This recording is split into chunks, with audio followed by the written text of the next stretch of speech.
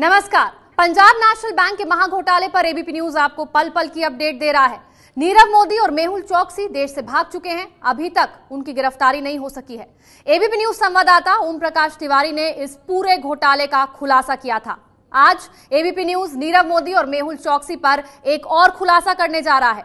खुलासा करने के लिए हमारे साथ खुद मौजूद हैं एबीपी न्यूज के जांच एजेंसियों के संवाददाता ओम प्रकाश तिवारी। ओम प्रकाश तिवारी से बात करेंगे हम। ओम प्रकाश, नीरव मोदी और मेहुल चौकसी की घोटाले में कितनी हिस्सेदारी थी?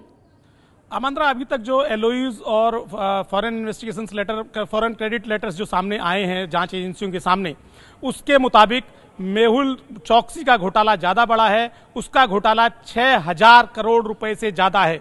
11,500 करोड़ रुपए में से 6,000 करोड़ रुपए से ज्यादा का घोटाला मेहुल चौकसी का है, जबकि 11,500 करोड़ में से नीरव मोदी का जो घोटाला है वो 4,800 करोड़ रुपए का घोटाला अभी तक सामने आया है। जो एलआईयूज और फॉरेन क्रेडिट लेटर्स जो सीबीआई को अभी तक मिले हैं, जांच एजेंसियों को जो मिले हैं पंजाब नेशनल बैंक की तरफ से, उसके मुताबिक मोदी का 4,800 करोड़ रुपए का घोटाला और मेहुल चौकसी का 6,500 करोड़ से ज्यादा का घोटाला, 6,000 करोड़ से ज्यादा का घोटाला है।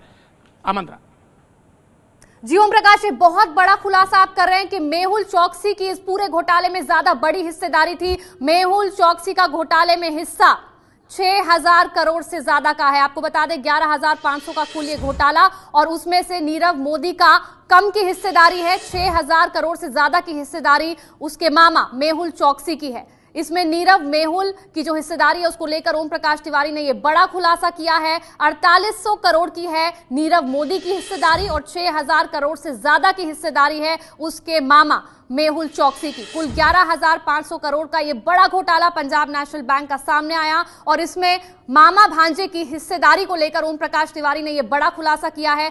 6,000 करोड़ से ज्यादा का हिस्सा मेहुल चौकसी का था। सूत्रों के हवाले से उन्होंने हमें यह बड़ी खबर दी है और 4,800 करोड़ की हिस्सेदारी इस घोटाले में नीरव मोदी की थी। मामा भांजे की ये घोटालेबाज जोड़ी और इन दोनों की अब हिस्सेदारी इसमें सामने आ गई है।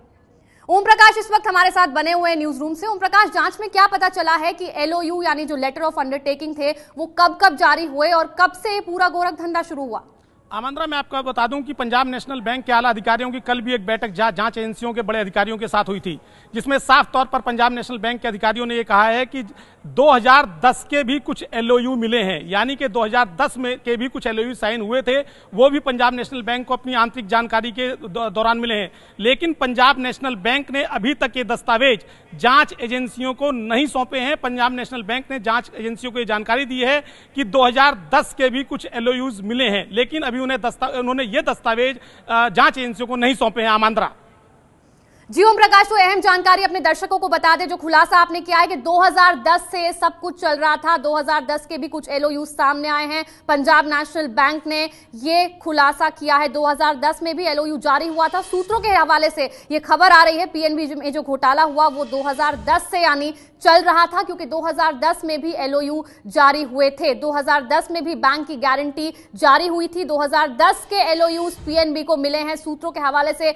ओम प्रकाश तिवारी ने यह बड़ी खबर हमें दी है कि यह पूरा घोटाला 2010 से चल रहा था। पहले खबर यह आई थी कि 2011 से यह घोटाला चल रहा था, लेकिन अब बड़ी खबर ओम प्रकाश हमें यह दे रहे हैं कि 2010 से यह घोटाला चल रहा था। कुछ एलओयूज पीएनबी को मिले हैं जो 2010 के हैं, साल 2010 के। ये गारंटी, ये एलओयू जिसको लेकर के ये पूरा घोटाला हुआ जो 11,500 करोड़ का है और ये सब कुछ साल 2010 से चल रहा था। ओम प्रकाश हमारे साथ बने हुए हैं। ओम प्रकाश से फिर से हम बात करते हैं। ओम प्रकाश, बैंकों से जो पैसा लिया गया उसका इस्तेमाल कहां किया गया?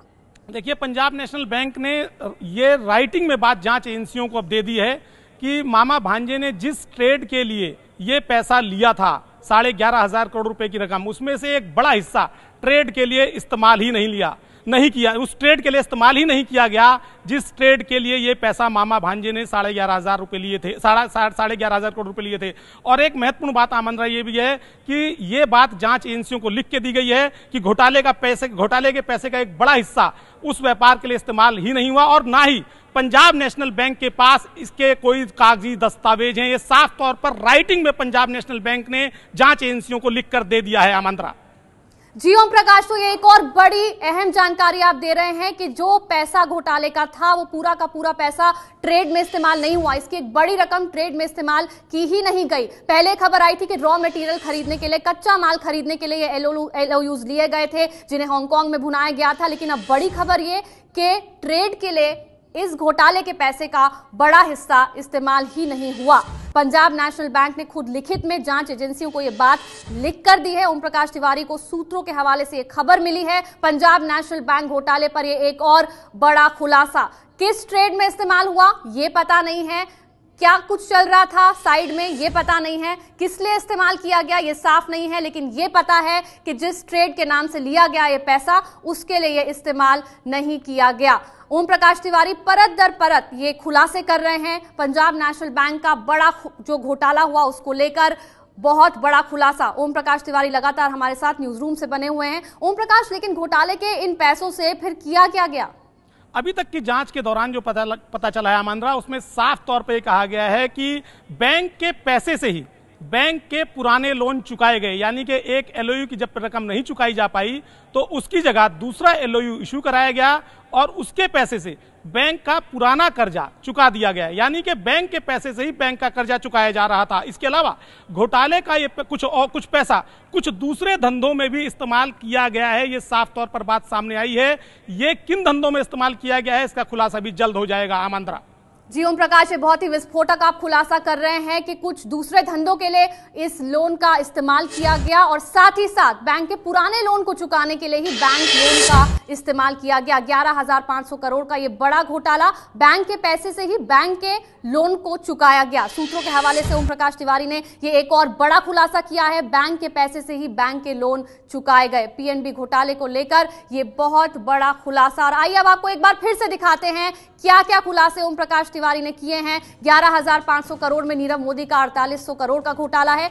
जो हिस्सेदारी है मामा भांजे की, उसका ब्रेकअप ओम प्रकाश तिवारी ने हमें बताया। मामा मेहुल चौकसी का 6,000 करोड़ से ज्यादा का घोटाला, यानी बड़ा घोटालेबाज इस घोटाले में फिलहाल मामा नजर आ रहा है। पीएनबी ने जांच एजेंसियों को बताया 2010 के भी एलओयू मिले हैं, यानी 2010 से ये सब कुछ चल रहा था। जांच एजेंसियों को पीएनबी ने अब तक कोई दस्तावेज नहीं सौंपा है। ये एक और बड़ा खुलासा, पीएनबी ने अब तक कोई दस्तावेज नहीं सौंपा है। घोटाले का पैसा एक बड़ा हिस्सा व्यापार के लिए इस्तेमाल हुआ ही नहीं। घोटाले के पैसे का एक हिस्सा जिसे ट्रेड के नाम पर लिया गया था वो उसके लिए इस्तेमाल नहीं किया गया। मामा भांजे ने सारा पैसा जिस ट्रेड के लिए लिया उसमें इस्तेमाल हुआ ही नहीं। कच्चा माल खरीदने के नाम पर ये लोन लिया जाता था, लेकिन बड़ी खबर ये है कि इसके एक बड़े हिस्से का इस्तेमाल उस काम के लिए नहीं हुआ। बैंक के पैसे से ही बैंक के पुराने लोन चुकाए, क्योंकि 2010 से ये सब कुछ चल रहा था। कई पेंडिंग लोन थे जिन्हें बैंक के पैसे से ही चुकाया गया। घोटाले के कुछ पैसों का इस्तेमाल दूसरे धंधे में किया गया। कौन से वो धंधे हैं ये अभी साफ नहीं है, जांच में पता चल जाएगा। लेकिन बड़ी खबर ओम प्रकाश तिवारी ने हमें ये दी है कि घोटाले के कुछ पैसों का इस्तेमाल दूसरे धंधों में किया गया। ओम प्रकाश तिवारी लगातार इस खबर पर हमारे साथ बने हुए हैं। ओम प्रकाश, और क्या क्या खुलासे हो रहे हैं जो अब जांच एजेंसियां बता रही हैं आपको? देखिए आमंत्रा, मैं आपको बता दूं, गोकुलनाथ शेट्टी से पूछताछ चल रही है और गोकुलनाथ शेट्टी ने अपने खुलासे में साफ तौर पर कहा है कि हर एलओयू साइन करने के पीछे एक कट होता था और ये कट इस घोटाले में शामिल सभी अधिकारियों के पास जाता था। हालांकि पंजाब नेशनल बैंक ने जांच एजेंसीज को ये बताया है कि साल 2010 से जो शेट्टी है वो इस पोस्ट पर पोस्टेड था और 2017 तक वो इस पद पर था। लेकिन सबसे बड़ा सवाल जो शेट्टी ने जो सबसे बड़ा खुलासा किया, उसने कहा कि इस घोटाले में जितने ऑफिसर शामिल थे सबको कट जाता था, तो लिहाजा सीबीआई अब बैंक के दूसरे अफसरों को भी पूछताछ के लिए बुला रही है और आने वाले दिनों में हो सकता है कि बैंक के कुछ और अधिकारियों की भी गिरफ्तारी हो जाए। आमंत्रा जी ओम प्रकाश, आपसे ये भी जानना चाहेंगे कि जिन और अधिकारियों की संलिप्तता इस घोटाले में पाई गई है वो किस लेवल के हैं? क्या वो सीनियर मैनेजमेंट से जुड़े हुए हैं?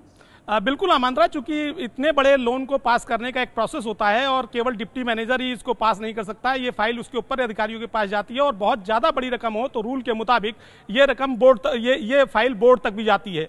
तो जितनी बड़ी रकम होगी उतना बड़ा अधिकारी उसे पास करेगा। तो ऐसे में सवाल इस बात का है कि इस फाइल पर और किन बड़े अधिकारियों के हस्ताक्षर थे।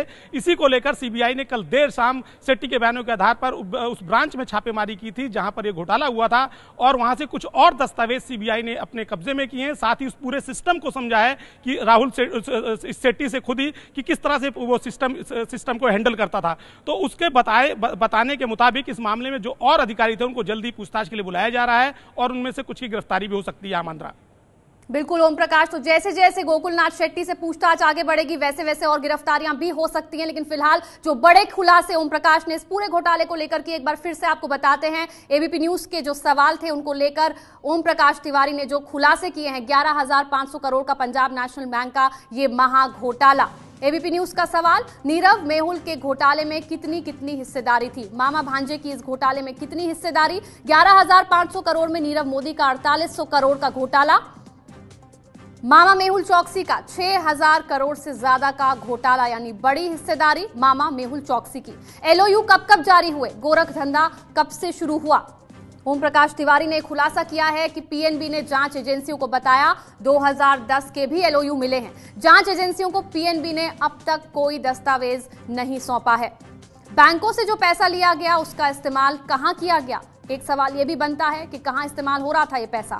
ओम प्रकाश तिवारी ने हमें बताया घोटाले के पैसे का एक बड़ा हिस्सा व्यापार के लिए इस्तेमाल हुआ ही नहीं। मामा भांजे ने सारा पैसा जिस ट्रेड के लिए लिया उसमें इस्तेमाल ही नहीं हुआ, यानी कच्चा माल खरीदने के नाम पर यह पैसा लिया गया लेकिन पूरा पैसा इसके लिए इस्तेमाल नहीं हुआ। घोटाले के इन पैसों का फिर क्या किया, सवाल तो बनता है आखिर क्या किया इतनी बड़ी रकम का। बैंक के पैसे से ही बैंक के पुराने लोन चुकाए, मामा भांजे ने बैंक से ही लोन लेकर पुराने लोन चुकाए। घोटाले के कुछ पैसों का इस्तेमाल दूसरे धंधे में भी किया गया। कौन से हैं वो दूसरे धंधे अभी साफ नहीं है, जैसे जैसे जांच आगे बढ़ेगी वैसे वैसे इसका खुलासा होगा।